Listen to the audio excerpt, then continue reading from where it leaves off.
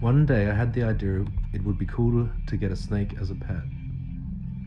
Not only did my father swear that he would never visit so long as I had one, also they only required feeding once per week, little room, and no attention.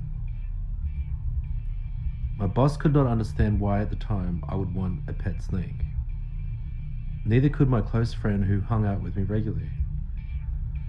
"Why would you get a snake for, man?" he would ask when I spoke about it.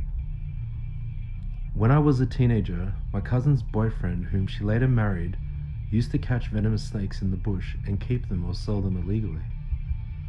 Once I was sitting on a couch at their place and they told me not to move about too much because a red-bellied black snake had escaped its enclosure and was inside the couch I was sitting on. If it had bitten me, it probably would have killed me, or at least come close if an ambulance could manage to get to a hospital in time. So maybe I was more familiar with them as pets than other people. I researched all week before I went to this guy's house, who had a whole bunch of snakes growing in plastic boxes. And I got a female juvenile small python native to dry semi-desert areas. I bought a whole reptile setup for it to live in, and I placed her in the middle of my sunroom where it was nice and warm in the day. I was a little hesitant about the snake. I intended to handle it regularly so it would be a cool pet, but I actually could not bring myself to touch it and wore thick leather garden gloves. I fed it dead baby mice with chopsticks. I was supposed to begin feeding it fully grown mice, but I could not bring myself to do so, so I was feeding it the hairless baby ones more regularly. I had to try and make the dead baby mouse move around as though it were alive on the end of the chopsticks to entice the snake to strike. It would move with incredible speed, which was exhilarating to see. I was actually vegetarian at the time. I had learned that it is unknown where snakes come from. There is a clear, distinct point where snakes are identified, paleontologically speaking. It is not absolutely sure if snakes were developing from lizards or if they developed independently. Although there are vestiges of limbs, there is a clear distinction of species between legless lizards and snakes. No one can explain or understand how snakes developed lidless eyes, though it may have been an adaptive response to being placed so low to the ground. Snakes have no capacity to hear sound and make no vocalizations. They are very mysterious creatures, that is certain. If I put my face to the glass of the enclosure, or tried to peer into the cave it sometimes hung out in, I could not tell if it was asleep or awake unless its tongue spilt from its mouth, or it moved. After studying my snake, I wondered if snakes do actually sleep at all. I used the room I put the snake in to meditate, and I often meditated with the snake near me. I was living alone in that apartment at the time, so there was a lot of time with just me and the snake. It sounds fantastic, but after a while I seemed to be able to figure out a trick to do. What I had figured out how to do was to somehow call the snake towards me. I had demonstrated this to my friend, who asked me to do it a second time in a row, which I declined. Whilst it would not normally move when I came close to the glass, if I kind of whispered to it and made a peculiar gesturing with my hand, I could get it to emerge from the cave exactly as though I was some kind of snake charmer. There was a kind of rhythm or intonation necessary to coax her out. As time passed, I did not manage to feel comfortable with the snake. It was quite weird. Whenever I was away from my apartment, at work for example, I seemed to find the idea of the snake virtually revolting. There was a specific moment when I was working later at my desk, when I said to myself, "Be honest, you do not want this snake." However, when I was around the snake, I only had feelings of interest and fascination. At first I only considered this idle possibility, but by being aware of it I noticed that it was really happening. I found myself retreating to the furthest areas of the apartment to be away from the snake. Because I was living alone, I had rearranged the apartment so that my bed was in the living room, and each of the 3 other rooms in the apartment became separate living areas. As I have preferred for years since being home invaded by robbers, I sleep with the lights on when I am by myself. One night, about 3 a.m., I felt a presence split across the floor of the room where I slept, and I sat up. From my position in bed lying down, I could not see the snake's glass enclosure, but when I sat up, I was able to look directly into the sunroom through the double doors I always left open. What I sensed was the snake with her head freely poking out of the enclosure, looking at me expectantly. She had figured out how to press the plastic latches which locked the roof of the enclosure down, and was half out of the glass cage. I got out of bed and used the metal hook to gently pop her back inside her house, and then I taped down the sides with heavy-duty tape. I had originally intended to have the snake roaming the apartment as freely as possible, but this did not feel like much fun now. I had wanted an intelligent snake, but I had not anticipated how intense it would be. That weekend I was going to a sand dune party by the ocean a few hours north of the city, being thrown by a crew of surfers. It was at a place where I often went to by myself and had beautiful experiences in nature. It was a part of the earth very kind to me. The most intense personal experience of my life occurred there that weekend, part of which involved some strange and tenacious battle with a serpent energy that I was convinced was that snake. It felt like I had been battling with the snake on my heels the whole time, whilst experiencing something else.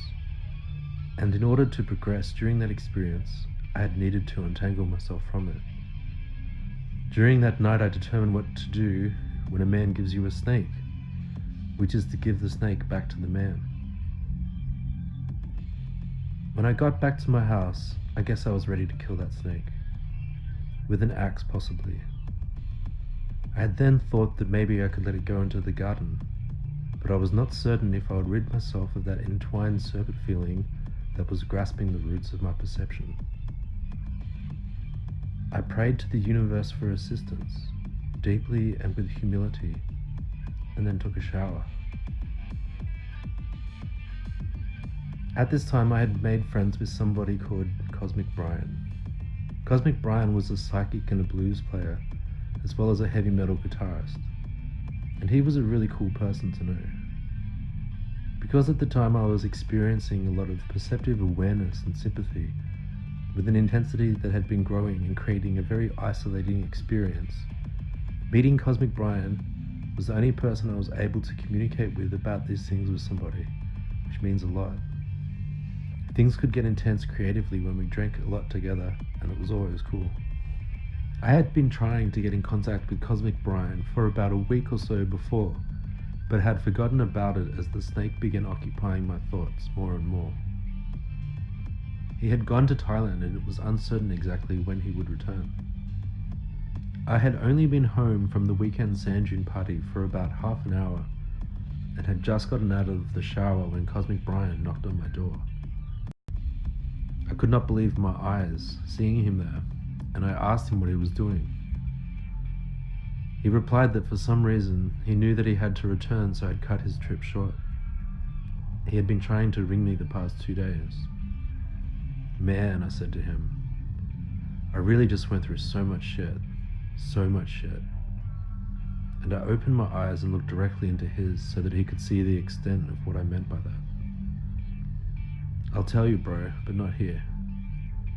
We grabbed a few cigarettes and some long necks of beer and walked through some parks in the town where we lived. I gradually pieced out the whole story of my weekend. By this point, we were sitting on a park bench and there was a homeless guy with dark energy hovering nearby.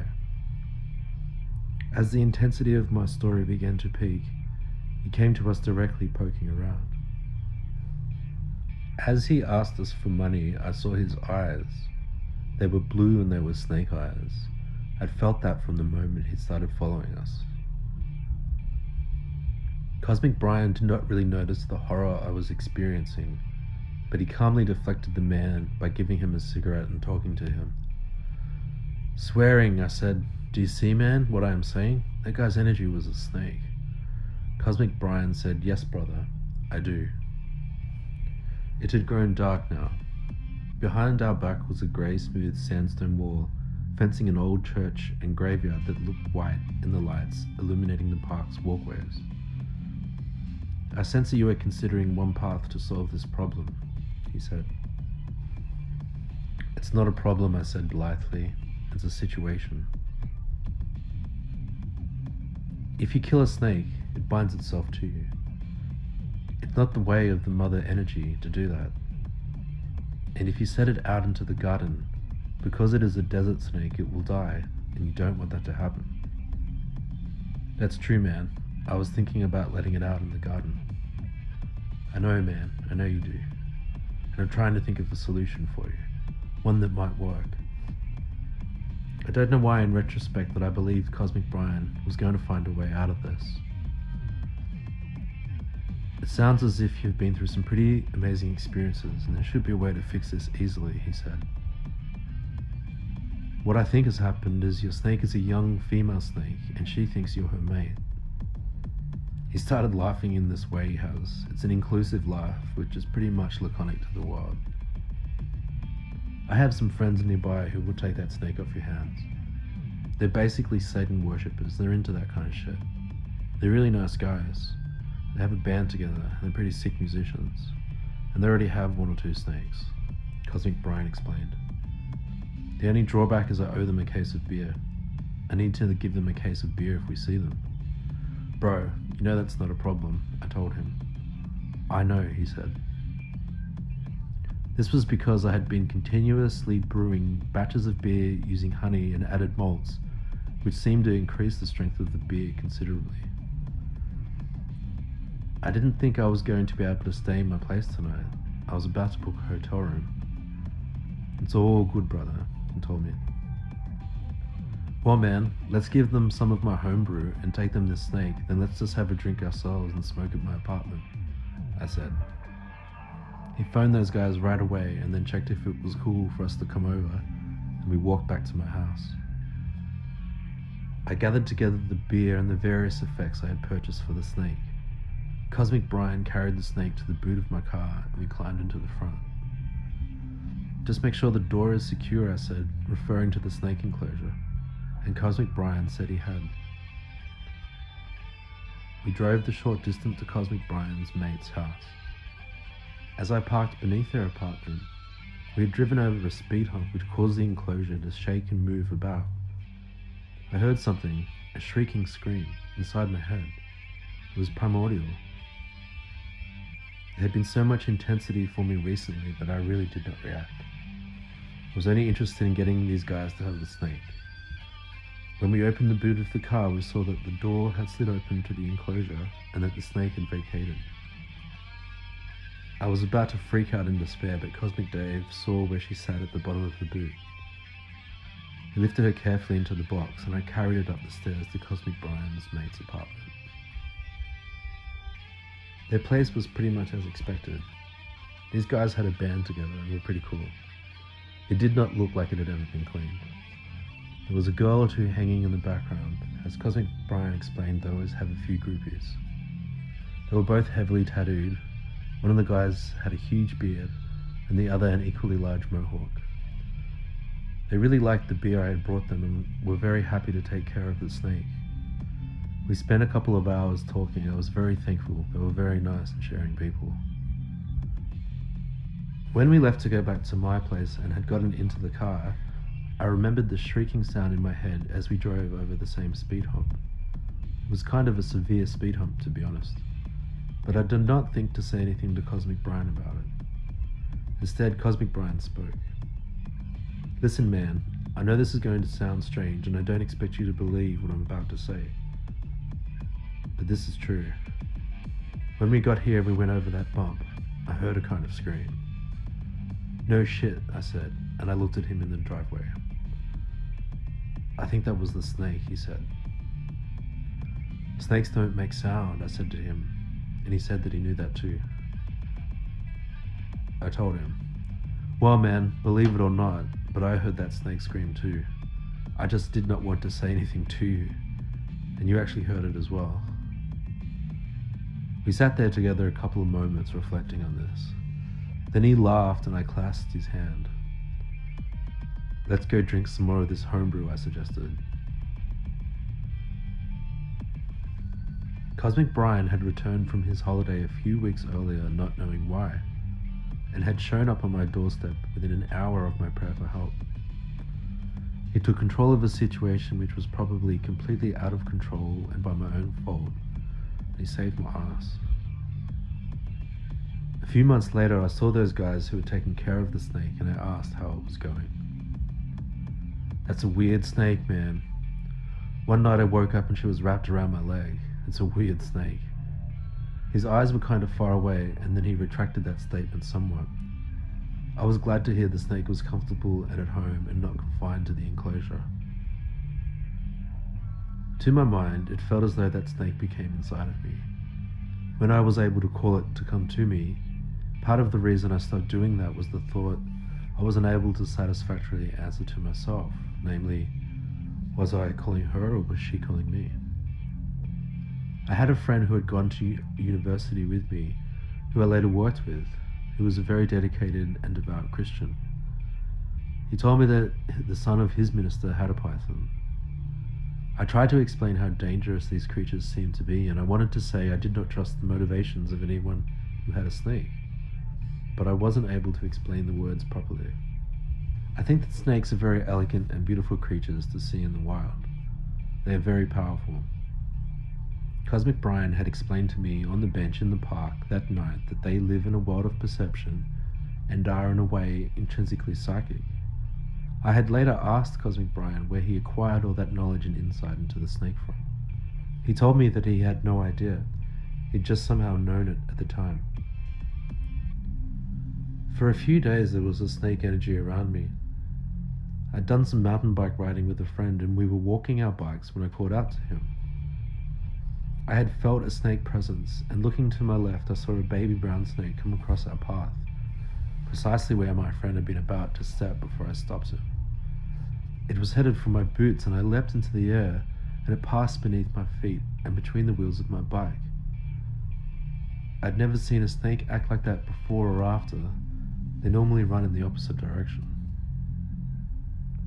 As I said, snakes are beautiful things to see in the wild.